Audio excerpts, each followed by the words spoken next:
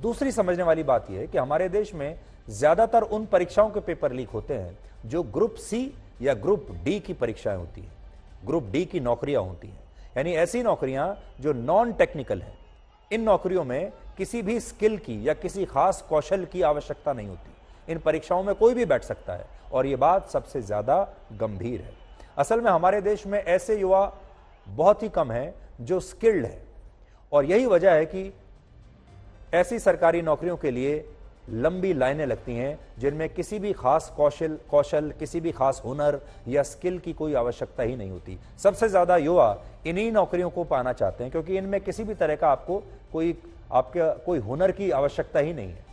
लेकिन इन सरकारी नौकरियों में तनख्वाह बड़ी अच्छी होती है। सोचिए, आपके पास कोई हुनर नहीं है, कोई स्किल नहीं है, लेकिन तनख्वाह शानदार है, भत्ता भी अलग से मिलता है और ऊपर की कमाई अलग से होती है।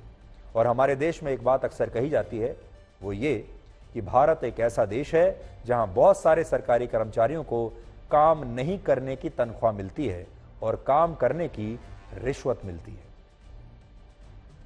ये बात हम सबके लिए तो नहीं कह सकते, सारे सरकारी कर्मचारी ऐसे नहीं हैं, ये बात मैं स्पष्ट करना चाहता हूं, लेकिन फिर भी अक्सर ये कहा जाता है कि सरकारी कर्मचारियों को काम नहीं करने की तनख्वाह मिलती है और काम करने की रिश्वत मिलती है।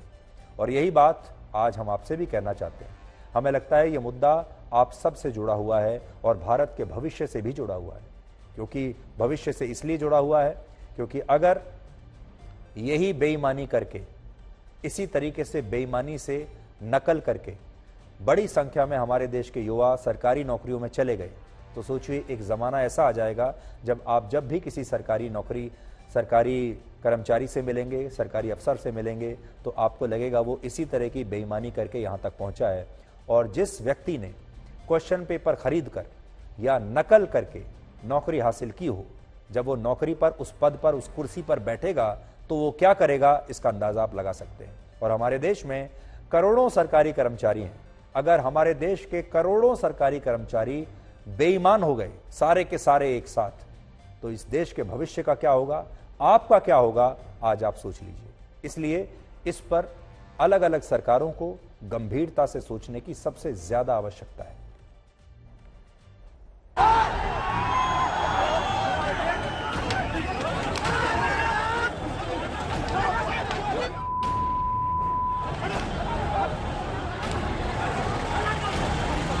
हमने कहा सीबीआई जांच करो, सीबीआई जांच हुए, गांधी जी के कानों तक आवाज ही नहीं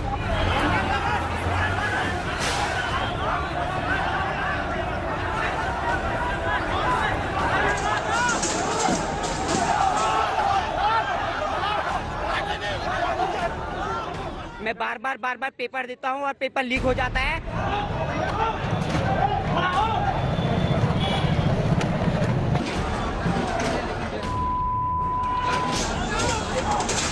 कितने मुश्किल से हाथाजोड़ी करके हमारे माँ बाप पैसा लेके देते हैं हमें। हम यहाँ 6,000 की गाड़ी किराया लेके आते हैं और फिर हमें यहाँ सेंटर में बैठने के बाद पता चलता है कि आपका पेपर लीक हो गया।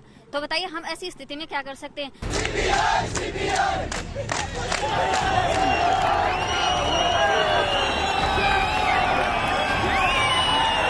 जो सरकार है उसे एक्शन लेना चाहिए क्योंकि बार बार जो पेपर फूट रहे हैं और विद्यार्थी के जो नुकसान हो रहा है उसकी वजह से सरकार को पेपर कैसे फूट सकता है।